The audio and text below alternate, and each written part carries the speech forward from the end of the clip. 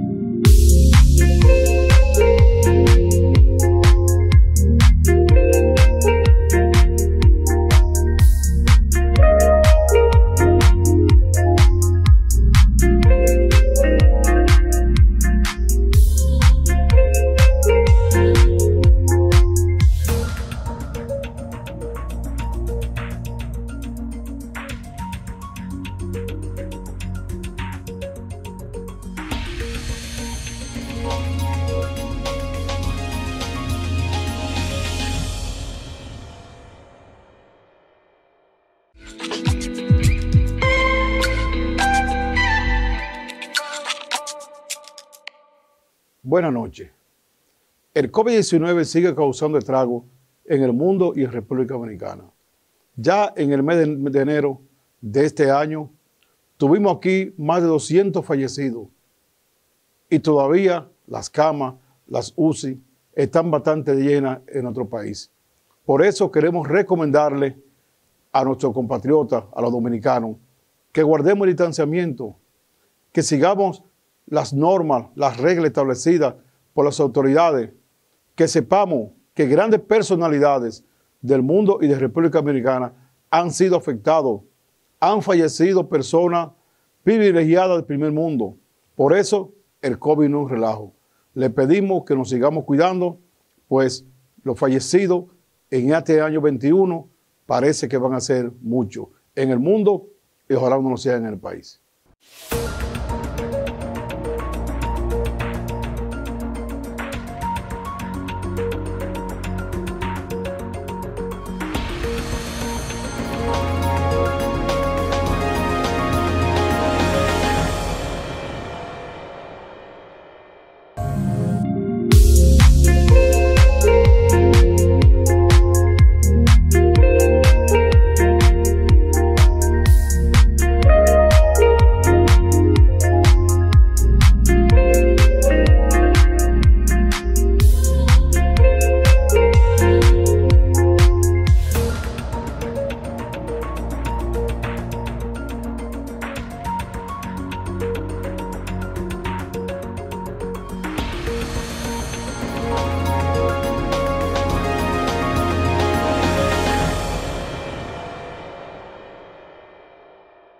Aquí estamos en el programa de Desafío para Telemicro Internacional y Digital 15 con el experto y consultor en cooperativa, abogado, publicista, Teddy Méndez Eugenio. Buenas noches, amigo Teddy. Buenas noches, senador. Placer de su invitación, placer de estar aquí. Bueno, muy bien. Hace mucho que quería que te tuviéramos porque el hombre, el ser humano, vive mejor o peor o no se desarrolla dependiendo a veces de la forma como que se organiza. Así es. Y siendo una de tus áreas el cooperativismo, aparte de la publicidad y aparte de ya el derecho, la abogacía, queremos un poco abundar en el área de la cooperativa para ilustrar a la gente y estimularlo. Quizá a lo mejor sería comenzar sabiendo cómo surge el cooperativismo a nivel del planeta, a nivel del mundo, a nivel de la historia. Bien, gracias por la invitación. Para mí es de regocijo estar aquí en su programa Desafío. Y obviamente se constituye en mi persona un gran desafío porque en este escenario han desfilado luminarias del quehacer nacional. Nuestro amigo Cristian. Exactamente. Y otros tantos más notables. Y para mí realmente se constituye un gran desafío estar aquí en una tribuna social como es este programa. Bueno, el cooperativismo surge por una necesidad del hombre de buscar espacio y seguridad económica, laboral y jurídica. Surge en el 1844 en Inglaterra, en una ciudad llamada Rochdale, de la mano de 28 personas, entre ellos una mujer. Sí. Y ahí se establece entonces lo que son los pioneros de Rochdale. En función de la industrialización que se dio en Inglaterra, específicamente en el siglo XVIII, donde cientos de ingleses perdieron su trabajo fruto de la llegada de la máquina. Fíjense que eran tejedores de hilo y entonces al llegar la industrialización se sustituyeron la mano de obra fundamentalmente por las máquinas, pero hubo un procedimiento muy tumultuoso, muy voraz, porque cuando cientos de hombres pierden sus empleos, su trabajo formal, es una desgracia para la familia.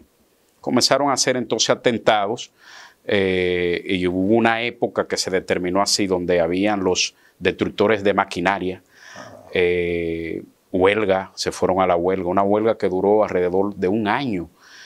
Pero dentro de esas personas desplazadas se encontraban 12 personas con unos sentimientos comunes y comenzaron a gestar ese gran proyecto cooperativista. Y a raíz de eso entonces surge la primera cooperativa, que surgió como un almacén de consumo. Entonces, frente a todos los desafíos que se imponía en la época, un país regenteado por una corona, aún es así, un país de corte monárquico que no aceptaba más que la directrices de la monarquía. Esos utópicos rochdelianos desafiaron todo y entonces crearon la primera cooperativa moderna, y de ahí entonces el movimiento cooperativo a nivel internacional entonces fue calando, principalmente en Europa, y haciendo entonces una metástasis positiva en Francia, en Alemania, en España, en diferentes países primero europeos, para luego exportarse en el mundo. Fue un acontecimiento importante donde un utópico, un hombre, se puede decir un filántropo, Robert Howard, que a él se le debe, él es el padre del cooperativismo universal, puso todo su empeño, un hombre muy acomodado, joven de 24 años apenas, puso todo su empeño para que ese proyecto ideario calara, y entonces ahí se fundamentaron las primeras líneas de lo que hoy nosotros conocemos como sector cooperativo universal. O sea que el cooperativismo es originario de Europa, entonces. Exactamente, surge en Inglaterra, y es algo interesante que Inglaterra, siendo la madre de todos estos sistemas económicos, tanto del capitalismo, ahí fue que nació el capitalismo, entonces un puñado de obreros entonces entraman lo que es otro sistema que no es socialista, no es capitalista, pero tiene como solidario, digo yo. Sí, solidario, pertenece a la economía solidaria, el sector de economía solidaria. Y entonces ahí dentro de ese espacio se fundamenta una serie de preceptos y conceptos, como es la autoayuda, la apertura. El cooperativismo se rige por principios universales. De no ser así, entonces el movimiento y todo ese esfuerzo no hubiese florecido. Sabe que los principios que se establecen son líneas que no admiten violación, que hay que hilvanar por ese rumbo. Entonces, el primer principio que establece el cooperativismo, que es muy interesante, es libre adhesión, puertas abiertas. Eso quiere decir que las cooperativas tienen que tener la receptividad de aceptar en su fila a todo ciudadano que desee inscribirse. Ahora, como es una sociedad organizada, donde predominan una serie de preceptos, conceptos, democracia, ayuda mutua, solidaridad, entonces tú te adaptas cuando te inscribes a una cooperativa a los lineamientos de esa sociedad económica social. Entonces llega a Estados Unidos posteriormente, entonces, a América. Exactamente. ¿Es por América que entra por Estados Unidos? Que sí, llega a Estados Unidos alrededor del 1863, de la mano de un canadiense, exportó esa idea, y en Canadá debo de decirle que es uno de los países más cooperativizados del mundo, y aquí la experiencia del cooperativismo nacional que hoy nosotros gozamos. Tenemos mucha incidencia en Canadá. De los canadienses, básicamente, de los canadienses. Fíjate, llega en el 63, que es la restauración nuestra, y nace en el año de la independencia, coincidencia con los dos años. Coincidencia. Allá en Inglaterra nace exactamente, para puntualizar para el público que siempre está conectado aquí con Desafío, un 21 de diciembre de 1844. Oye, en el año de la independencia nuestra. Exactamente. Aquí fue en febrero, allá en el año. Por eso es que los dominicanos es un acontecimiento muy importante, donde se demostró que la unión solidaria entre los hombres, amén de la peculiaridad que cada uno de nosotros poseemos de modo natural, individual, pero la unión solidaria de los hombres da éxito cuando nos unimos y dejamos atrás los prejuicios, dejamos atrás las diferencias. Y entonces eso fue precisamente lo que los utópicos rodelianos sistematizaron. Entonces, en crear este sistema que hoy es la solución de millones y millones de seres humanos alrededor del mundo. Entonces, ya llegó a América. ¿Y cuándo entonces llega aquí mismo? Aquí específicamente llega, primero se hicieron unos intentos de gestar el concepto cooperativista con la llegada de los americanos en el 16. Esa invasión que se produjo aquí, en suelo patriótico de los norteamericanos, ellos quisieron hilvanar los proyectos más enfocados en el área agropecuaria, al ver que era, y lo sigue siendo la República Dominicana, con tierra muy fértil y productiva, entonces quisieron enrumbar el proyecto por ahí, pero como había una invasión y sabe que cada pueblo, cada país que es pisado por botas extranjeras, se resiste a todo eso.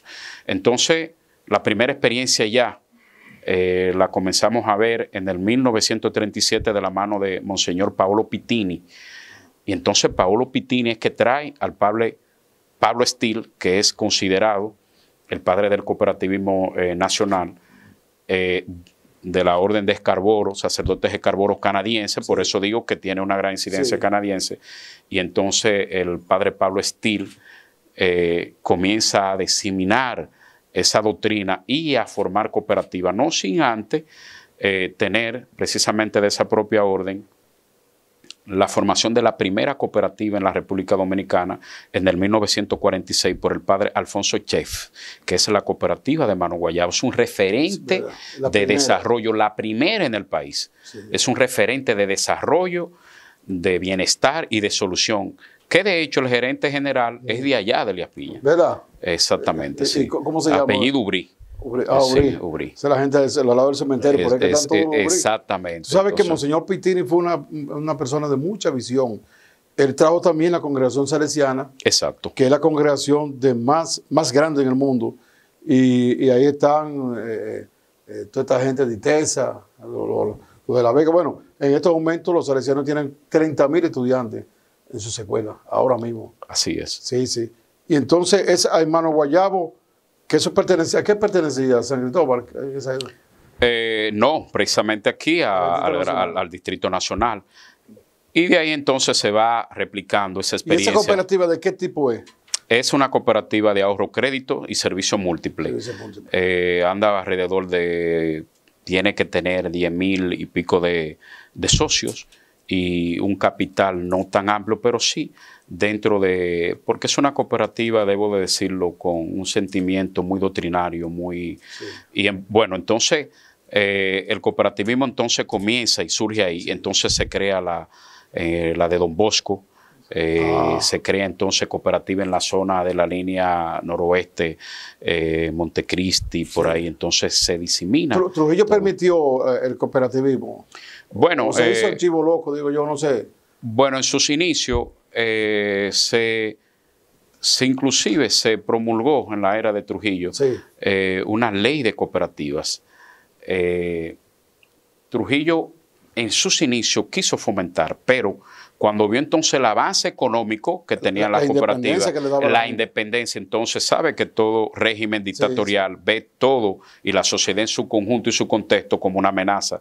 Entonces hubieron grandes problemas para el desarrollo del cooperativismo porque Trujillo en un determinado momento prohibió la fomentación de la doctrina. Inclusive el padre Pablo Estil se fue al exilio, tuvo que salir del país. En ese periplo del padre Pablo Estil llega entonces a Tanzania, estuvo en la India, Tanzania. Entonces, algo muy interesante. El primer presidente ya constitucional post-colonia, proceso colonial, que tuvo ese país que le menciono, que para los que nos siguen está ubicado en África meridional, se llamó Julio Nyerere, profesor, un visionario, panafricanista. Y Julio Nyerere en el 1965 se convierte primer ministro del país Tanzania, que antes era Tanganica, y él le da el nombre de Tanzania y lo une con una isla que está subyacente al frente de Zanzíbar. Y Julio Nyerere es un hombre interesantísimo, digno de que se estudie. Entonces, en el 65 declara la Declaración de Arusha en su idioma suajili, autosuficiencia. ¿Y qué significaba eso? La colectivización de todos los predios agrícolas que tenían, que estaban en manos de colonos ingleses para la época. Entonces comenzó a ser granja colectiva. Un sistema cooperativista propiamente africano y natural, y los africanos y los 52 estados que conforman el continente africano, inclusive fundamentalmente se han anclado. Fíjense, desde el 65 hasta acá, se han anclado en ese sistema. Y el cooperativismo ahora... ¿Ha crecido ya ahora mismo? En toda África, igual que en América Latina y en el mundo entero, las cooperativas han crecido. Hago de esa experiencia porque para hacer Por el padre que se fue también. Por el padre Pablo Estil, que estuvo allí, a su regreso entonces, ya al derrocamiento de la dictadura de Rafael Leónidas Trujillo, el padre Pablo Estil viene aquí y se instala en la República Dominicana, y el movimiento entonces comienza a florecer grandemente. El nuevo Pitini tuvo su problema con Trujillo y la escuela de los salesianos que él trajo, la cerraron, luego la abrieron en el 51, que ahí fue que entró a estudiar Gerardo Reyes Fajardo, no sé si tú lo conociste. Duró mucho en Espiña. Fue siendo el agrónomo más inteligente que se graduó en el 55. O sea, perfecto. Entonces, lo que quiero decir es que aunque él permitió Trujillo eso, se dio cuenta de la fortaleza económica individual que le daba a la familia. Así es. Eso atentaba con seguirlo ciegamente a él. Así es. Entonces, porque dentro, y ya lo he dicho, dentro de los principios fundamentales del cooperativismo, no anclamos, si se puede decir, en el quinto principio. Podemos aquí determinarlo los 7, pero quiero hacer acotación en el quinto principio, que dice educación e información continua y permanente. ¿Qué quiere decir eso? Que una parte de los excedentes generados en ese esquema económico, social, tiene que impactar precisamente la educación. Es una educación constante y permanente hacia el socio, que a su vez su propio propietario de su propia empresa.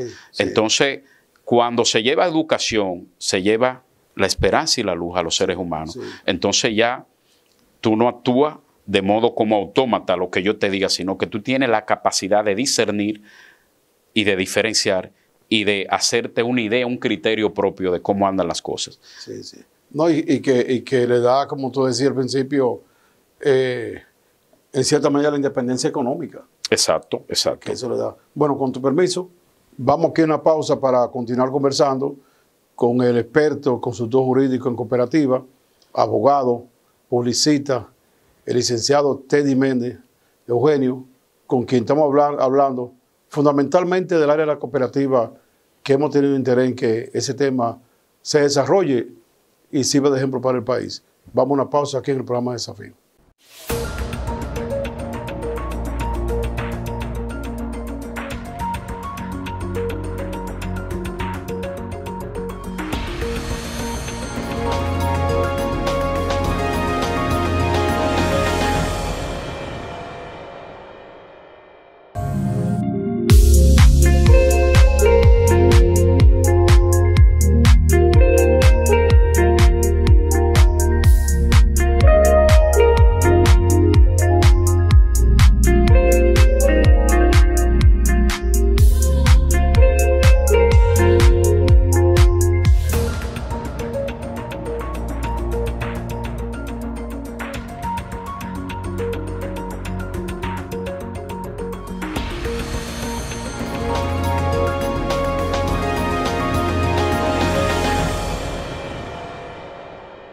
Continuamos aquí conversando en Desafío con el licenciado Teddy Méndez Eugenio, experto y consultor en cooperativa, abogado, publicista. Teddy, nosotros, o tú nos has estado ilustrando a nosotros sobre el origen de la cooperativa en el mundo, la llegada a América, para seguir el curso y nosotros entonces entender bien lo de aquí. ¿Se tienen idea del nivel, del potencial del cooperativismo en América y el mundo? Obviamente que sí. Existe una institución ya de quinto grado que se llama ASI, Alianza Latinoamericana para Cooperativa Universal, la ASI. Y es un espacio de estudio, reflexión. Ellos normatizan todo lo que es las estructuras funcionales de las cooperativas a nivel universal, obviamente entendiendo que la ASI, la Alianza Internacional de Cooperativas, tiene segmentación en los 5 continentes del mundo. Está ASI América Latina, ASI África, ASI Pacífico, Asia. Ahora mismo el cooperativismo ronda en el mundo entero 2.9 millones de cooperativas alrededor del mundo, con un capital enorme en millones de dólares. Aquí. Es decir, prácticamente 3 millones de cooperativas. Exactamente. Prácticamente. Que impactan de modo directo e indirecto casi 2.000 millones de seres humanos alrededor del mundo. Sí, o sea, estamos hablando nosotros como el 28% de la población mundial. O sea, porque la población mundial anda por 8.000 y tantos millones de habitantes del mundo. Aquí en la República Dominicana, estudios que se han hecho, y eso lo puede sustentar el Instituto de Desarrollo y Crédito Cooperativo, IDECOP, que es el órgano regulador llamado a fiscalizar, a regular, a enrutar las cooperativas en la República Dominicana.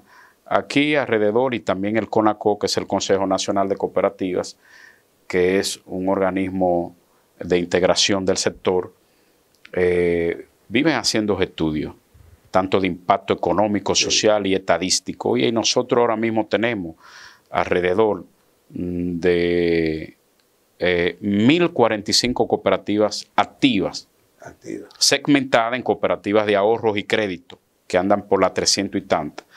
Y una gran parte cooperativas agropecuarias, cooperativas de servicios múltiples específicamente, y así sucesivamente. Con un impacto en la economía nacional de 240.000 millones de pesos dominicanos. Esa es la cifra que tenemos actualmente, datos que arroja el Instituto de Desarrollo y Crédito Cooperativo. ¿Cómo cuántas personas pueden involucrar? Para la conformación a nivel nacional.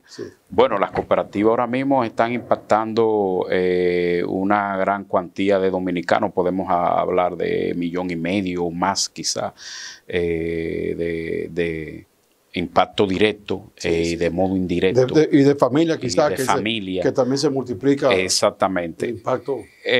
Y creando, sobre todo, empleos de calidad y sustentable. Miles de empleos. Porque una cooperativa es una empresa. Sí. Es una empresa social, pero tiene que tener un gerente, tiene que tener una cajera, tiene que tener un auditor, tiene que tener una serie de empleados funcionales, servicio al socio.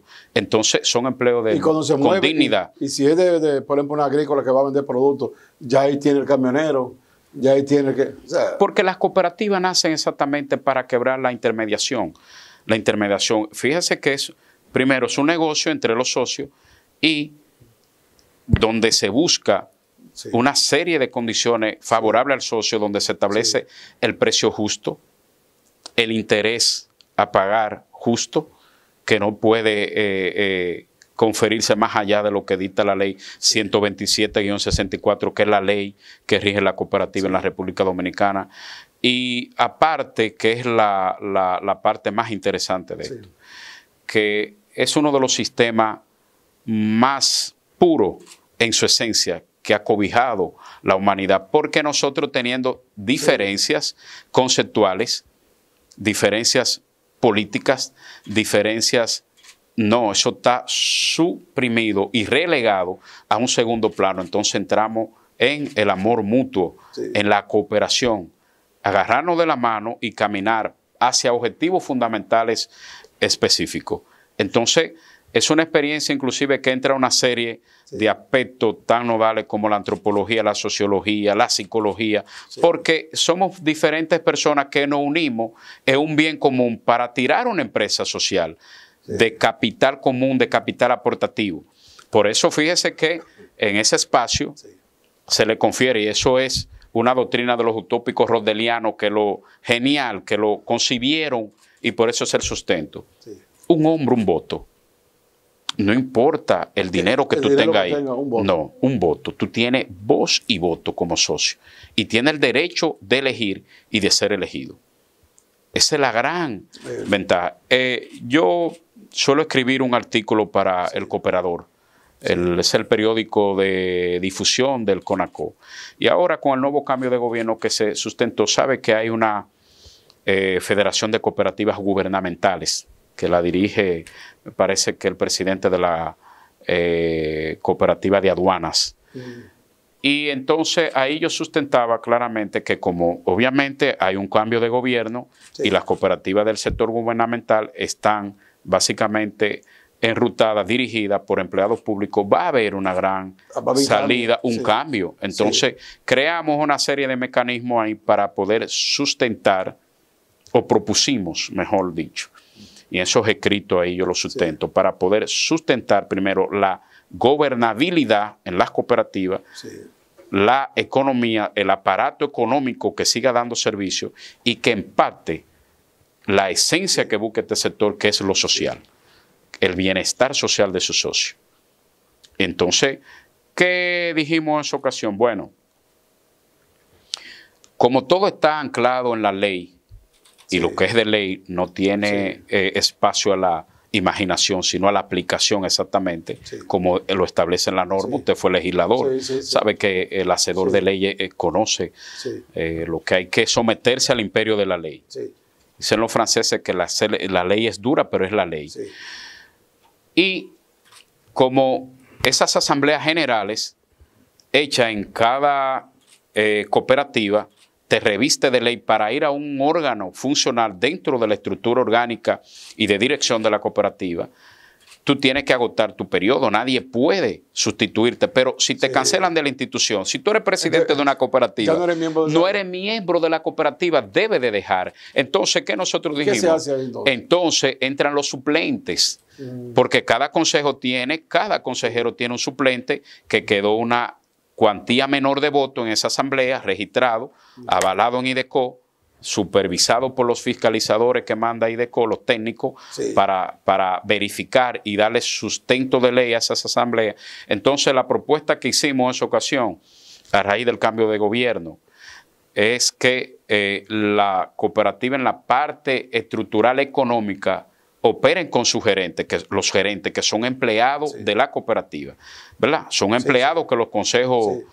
Y en la parte social, entonces, crear, ¿verdad?, una resolución interna sustentado con IDECO que le permita a los dirigentes una vez usted sea cancelado o relegado de tu posición en donde tú laboras, que por causa y efecto debe de salir de la empresa social, entonces quedarte, agotar tu espacio, tu periodo hasta la próxima asamblea, ya no gozando de los beneficios porque ya tú no pudieras aportar en lo económico, porque las cooperativas cerradas, básicamente del sector gubernamental, las aportaciones que se hacen, que es el dinero que obligatoriamente por ley para mantener la afiliación como socio, se hace de descuento nominal, entonces ya tú no pudieras aportar porque ya la institución no te está pagando. No era empleado. Entonces, hay muchos mecanismos, pero en sentido general, las cooperativas, el movimiento cooperativista hoy más fuerte que nunca, es un espacio,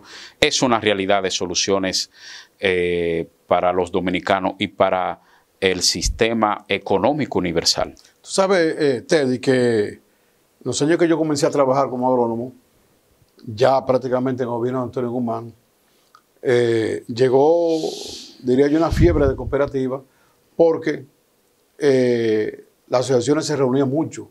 La época de crecimiento del MSI, Movimiento Campesino Independiente, y se llegó a hacer incluso, yo llegué a hacer especie de posgrado de cooperativa en la UNFU. Sí. Que no sé si lo siguieron haciendo. Bueno, la UNFU fue la primera universidad en tener una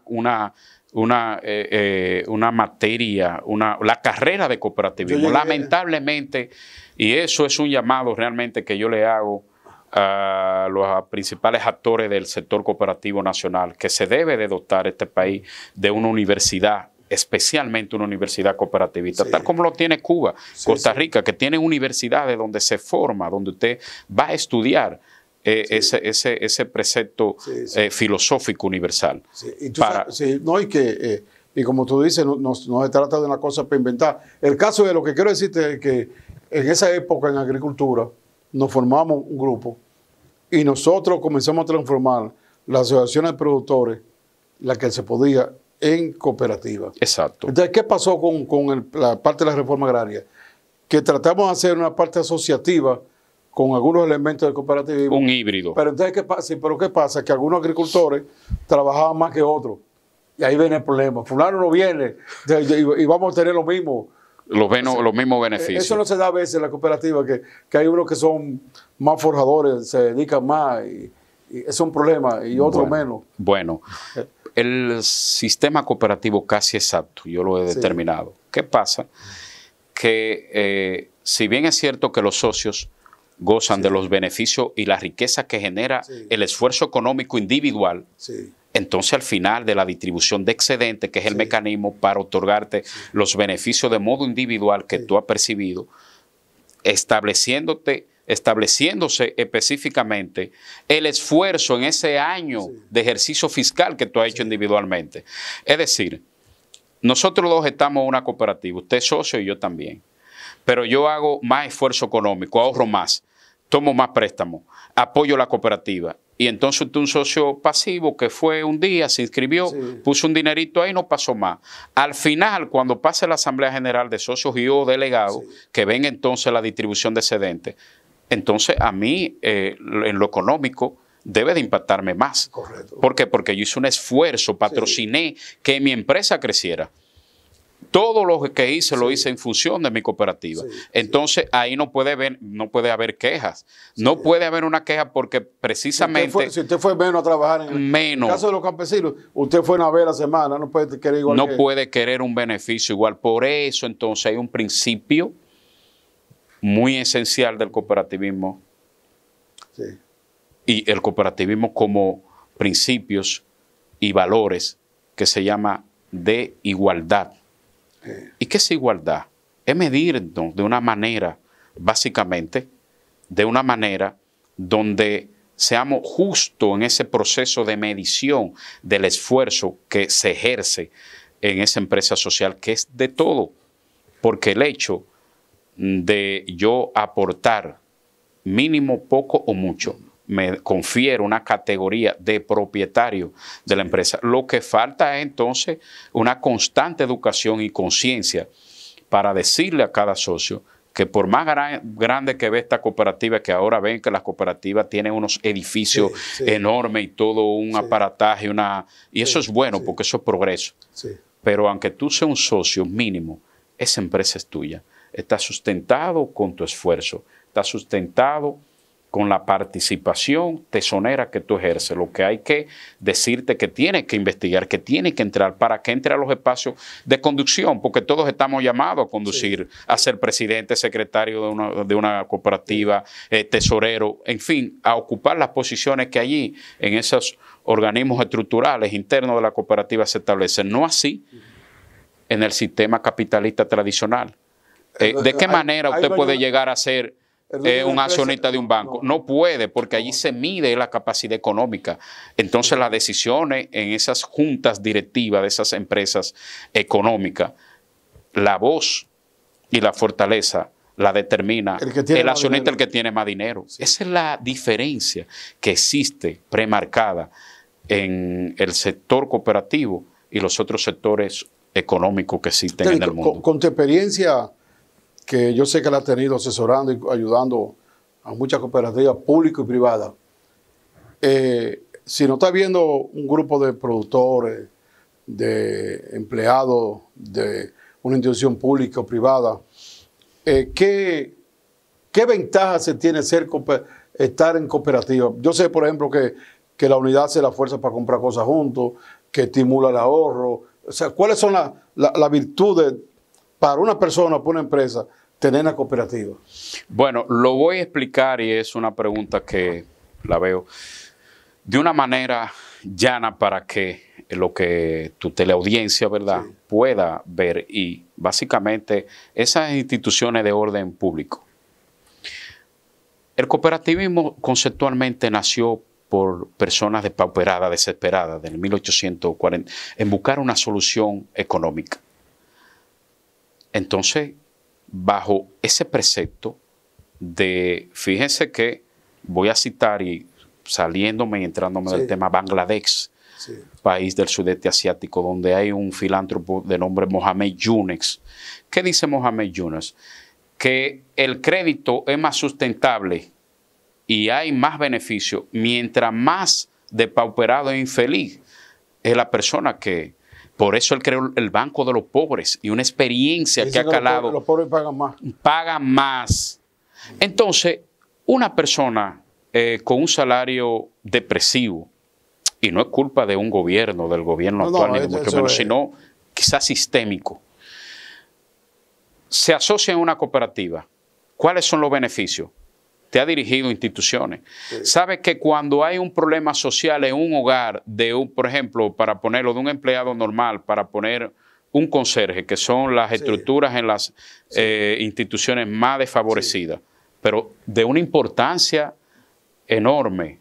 Y yo me reverencio cuando veo un conserje en una institución pública, una señora limpiando con amor, tiene respeto para mí, yo le debo ese respeto. Cuando se fallece un pariente de esa gente, para lo primero resolver con quizá la caja, ¿dónde que toca? Es a la puerta del gerente, o el incumbente, o el ministro.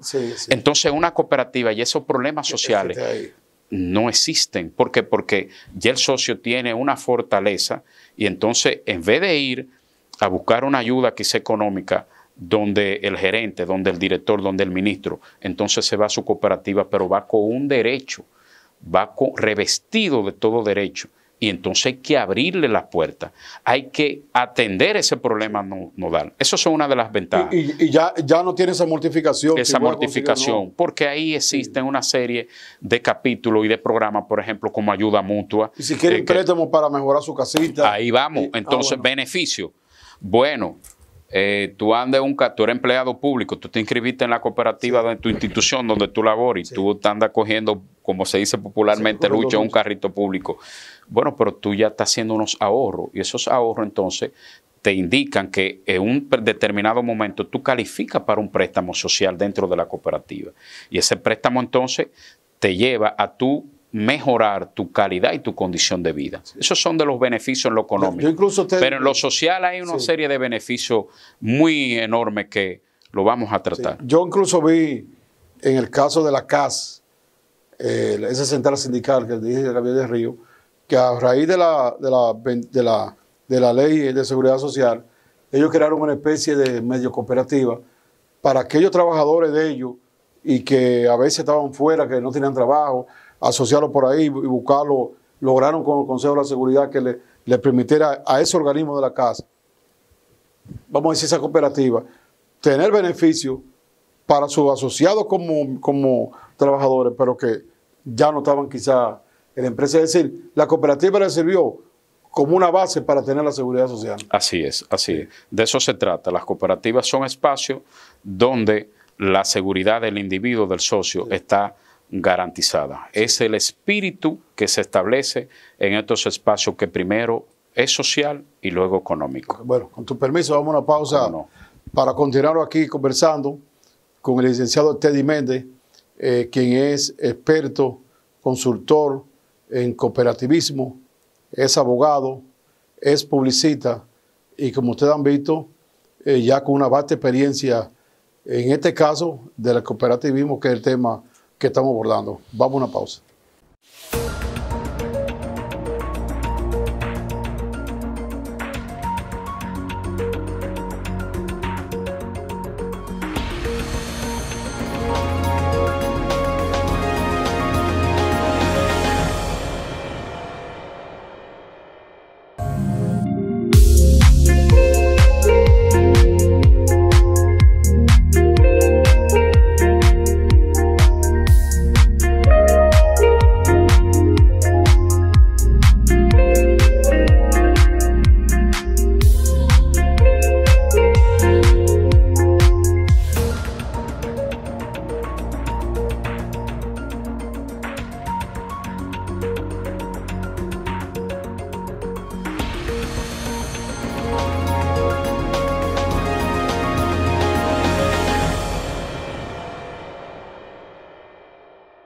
Continuamos aquí conversando con el especialista, experto y consultor en asuntos de cooperativismo, abogado, publicista, Teddy Méndez Eugenio.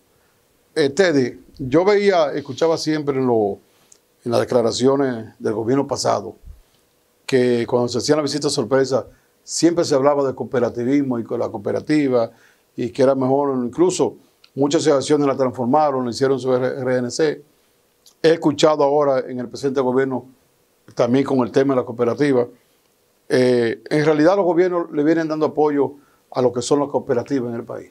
Miren, para mí, y hay que decirlo así, porque el Estado como una supraestructura que vela fundamentalmente por el bienestar de los ciudadanos, entonces el Estado tiene un ejecutivo que tiene que trazar la línea y hacer cumplir las leyes, las políticas de Estado, valga la redundancia, que es el gobierno. Pero el Estado, en el gobierno pasado, encabezado por el licenciado Danilo Medina, creó una estrategia interesante, hermosa, y que si se hubiese, desde mi perspectiva y mi punto de vista, focalizado más, los resultados fueran mayores en el plano cooperativista. ¿Por qué? Es decir, el presidente en su pasado, el licenciado Danilo Medina, en sus visitas sorpresas, iba a una zona productora de ajo o de ajíes o de berenjena y decía, bueno, ¿qué se está sembrando aquí? Bueno, presidente, aquí se está sembrando, se da con facilidad las berenjenas. Vamos a otorgarle un préstamo de X cantidad de dinero, de 20 millones de pesos, pero tienen que formar una cooperativa. Pero, señores, ¿por qué se hacía eso? Bueno, porque cuando se forma una cooperativa, queda un espacio de una entidad jurídica bajo normas específicas. Fíjese que ahora las cooperativas... Capacidad de negociación, capacidad de tomar crédito. Oye, entonces, pero vamos a la norma jurídica, que está todo fiscalizado. Inclusive, la ley de lavado de activos, la ley 155-17, crea precisamente una figura al interno de las cooperativas que es novicia, que es el oficial de cumplimiento, que tienen que tenerla todas las cooperativas. Y crea en IDECO un departamento que no existía de lavado de activos. para ver las operaciones económicas de cada socio individual. Para que no vaya a cubrirse nada. ¿Qué hacía la política pasada de mandar a asociar? Bueno, que cuando las personas estaban dispersas, la comunidad y un sector determinado de la economía necesitaba de los recursos, decía, miren, formen una cooperativa, porque el dinero que se prestaba a una entidad jurídica, no de modo individual independiente. Entonces, donde hay una cooperativa de productores de berenjena de 200 socios, cuando se hace un préstamo, distraer esos fondos de ahí y tú desviarlo. Involucraba a de una vez de y que tú no puedes hacerlo. Tú, de modo individual, tú estás dirigiendo. ¿Por qué? Porque ya el préstamo se confirió a una cooperativa. Y de modo entonces, como una empresa asociativa, entonces todos los socios tienen que tener la participación. Entonces, realmente el dinero iba a impactar el espacio o el rubro determinado donde se quería impactar. Ahora, ¿dónde tuvo la gran debilidad? Que fundamentalmente mandaron a hacer esos programas al vapor por el FEDA. Pero por el amor de Dios, IDECO. Era por IDECO que tenían que hacerse, que es el instituto, como veo ahora, una estrategia interesantísima, brillante, proactiva y de un desarrollo enorme de este gobierno de Luis Abinader y el PRM en el sector cooperativo. Fíjense que le di crédito a las iniciativas del pasado, estamos hablando de una política de Estado. Y ahora se le está dando un realce realmente al IDECO. Y ¿cuál es lo más interesante en el sector cooperativo que puede haber pasado? Bueno, la semana pasada el gobierno de Luis Abinader y el PRM anuncia un plan masivo de construcción de vivienda nacional. Es un plan ambicioso donde viene a pasar, a aprobar, de ejecutarlo, como sé que es la intención del presidente Luis Abinader, un examen que se ha estado reprobando por décadas, si se logra hacer.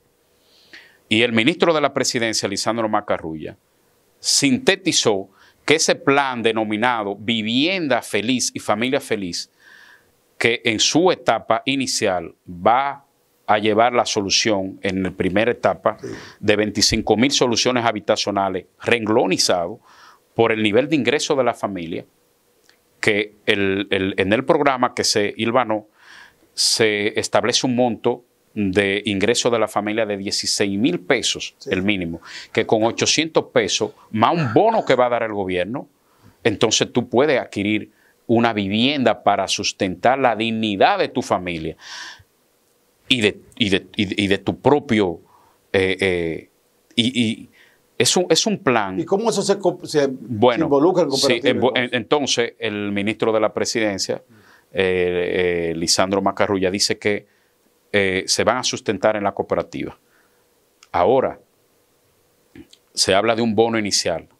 ¿Qué es lo que yo me he puesto a analizar? Y se lo digo por este medio tan visto al gobierno, al ministro de la Presidencia, al licenciado Franco de los Santos, presidente del IDECO, a todos los involucrados en este proyecto, porque ese es un proyecto de la presidencia del país, que inicialmente se puede aglutinar todo el sector cooperativo.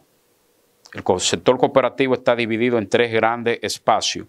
Hay cooperativas grandes, enormes, cooperativas medianas y cooperativas pequeñas. Y entonces todos los beneficiarios que califiquen y que el gobierno ayude a calificar para obtener su vivienda, entonces se renglonice y un 25% queden diseminados en el sector cooperativo, en las cooperativas grandes. Un 35% en las cooperativas medias y el restante entonces en las cooperativas pequeñas. ¿Sería para los miembros de la cooperativa o para lo de la cooperativa y otros que quieran? Voy. Yo califico, yo voy y me inscribo para ser adquiriente de una solución habitacional en ese plan de vivienda feliz, que es algo de una política de un sentido social de avance y progresista. Yo me inscribo, yo califico. Lo que yo digo es que para darme el bono, primero el gobierno debe de inscribirme en una cooperativa Entonces, el bono va directamente a las aportaciones mías como socio. Como las aportaciones son ahorros que son blindados, laqueados en la cooperativa, el cual yo no puedo retirar de la cooperativa a menos que no fallezca o que me dé vincule de la cooperativa, entonces firmar con la cooperativa un acuerdo, una carta de compromiso de decirte, mira, no puedes retirarte de la cooperativa porque tienes un bono aquí y no te puedes llevar los 100 mil pesos, por un ejemplo, si se da un bono de 100 mil pesos. Pero ¿qué pasa? Que al dinero caer en las aportaciones comienza a generar un 5% de interés sobre ese capital que determina la ley. Al generar ese 5% de interés, ya yo puedo ir amortiguando precisamente ese bono. Si califico a la hora de yo tener la vivienda, entonces póngase usted que yo tengo que pagar 5 mil pesos mensual. Bueno, lo pago en la cooperativa. ¿Qué pasa? Que el gobierno determina, el gobierno tiene para esa primera etapa, ese plan son 200 millones de dólares. El gobierno determina la otorgación de ese bono a ti como socio de la cooperativa. Pero ¿qué pasa? Que el dinero se queda en el mismo entramado bancario nacional. O sea, no hay una merma, no hay una sustracción de los fondos. Entonces esos fondos sirven para ir impactando a aquellos socios que sí demandan de unos préstamos y entonces van a pagar un interés por el préstamo adquirido y entonces la riqueza de modo individual y el crecimiento del dinero solidario en la cooperativa es sustentable y es viable. No sé si me está copiando la idea. Y lo que estoy pensando también es que la persona no coja la vivienda y la venda entonces como negocio. No, porque va a haber un compromiso, una carta compromiso, por eso digo. Y un castigo de que la pierda. Pero yo recuerdo los 12 años de Balaguer hizo, creo que comenzó cuando eso, por La Palma, esa casita que están en La Palma, pegado de Herrera. Y entonces llevó la gente de la Ciénaga, la sacó. Al cabo de un cierto tiempo, toda esa gente venía en la casa y volvían para la Ciénaga. Yo digo porque ahí estaba un tío mío, Mario, que murió no hace mucho, que era parte de lo que le dieron una casita de esa, y al año y pico la vendieron todas y cogieron para acá. Entonces ocurre que si por la cooperativa se hace y se busca el mecanismo, si la vende, pierde entonces... Hay una penalidad. Sí, hay una penalidad. Hay una penalidad. Una penalidad. Entonces se puede establecer. Y que la necesite también. Esa experiencia que usted, esa anécdota que usted recalca aquí, nos indica cómo somos los dominicanos, nuestra idiosincrasia. Porque me parece, no tengo estudio a mano, pero voy a hacerlo fruto de lo que hemos investigado, que ese fenómeno se da más en la República Dominicana. En función de que el gobierno socialista de Hugo Rafael Chávez Frías en Venezuela creó un plan ambicioso de vivienda en Venezuela, específicamente en Caracas. Plan vivienda. Y comenzaron a construir y comenzaron a sacar venezolanos, caraqueños, del umbral de la miseria y la pobreza y a llevarlo poco a poco a un estado de vida mejor. Pero ahí nadie ha vendido su vivienda. Entonces aquí es una cultura de los dominicanos que siempre los gobiernos se la dan fácil. Lo sacan de esos conatos de miseria, lo llevan a un espacio urbanizado donde se sustenta la dignidad, pero entonces al cabo de los 3 meses ya la vivienda está vendida y vuelve entonces al lastre y a crear la miseria de pobreza de donde lo sacó el gobierno. Entonces, en las mediciones que hacen los gobiernos de medir la lucha, combate de la pobreza y qué tanto con ciudadanos un gobierno determinado ha sacado de la miseria y la pobreza, entonces se flaquean esos datos estadísticos porque tú le das una solución habitacional, lo pone cómodo, lo saca, lo lleva un proyecto digno para dignificar la familia, pero a los 3 meses cuando hay una expertise ya vuelve a sus orígenes. Entonces creo que en América Latina, no quiero especular frente a tu audiencia, pero creo que es un fenómeno de los dominicanos. Entonces hay que instaurar una política social, una política educativa desde el gobierno de conciencia y entonces estableciendo grandes penalidades porque frente a este COVID que estamos viviendo, esta pandemia, como el gobierno encontró básicamente todo este problema económico que tuvo que echarse al hombro el gobierno y que se haga un esfuerzo desde las esferas gubernamentales en buscar y en buscar un dinerito para llevarte una solución y que tú entonces burles el gobierno. Entonces debe de haber una consecuencia, una penalidad. Y tú dices que a través de la cooperativa se les facilita, pero también se tiene el control. Se tiene el control porque quiero explicarlo bien. Sí. Señores, el gobierno selecciona 100,000 primeros adquirientes o beneficiarios, futuros beneficiarios. Entonces, si tú no estás inscrito en una cooperativa, el gobierno debe de inscribirte en una cooperativa. Ese bono, es lo que yo digo, ese bono inicial que el gobierno te va a dar, que te lo ponga en tu cuenta de aportación en la cooperativa. Pero ¿qué pasa? Que como las aportaciones son ahorros que tú no lo puedes retirar, el gobierno, el dinero queda en la cooperativa. Te genera intereses. Te genera intereses. Pero ¿qué sucede? Que como la ley 127-64 establece que las cooperativas no albergan en sus bóvedas dinero, sino más lo de la factualidad, lo factual, lo de día a día. Entonces el dinero va a la banca multimedia nacional. Bueno, ha estado con nosotros el experto, consultor en cooperativismo, abogado, publicista, licenciado Teddy Méndez.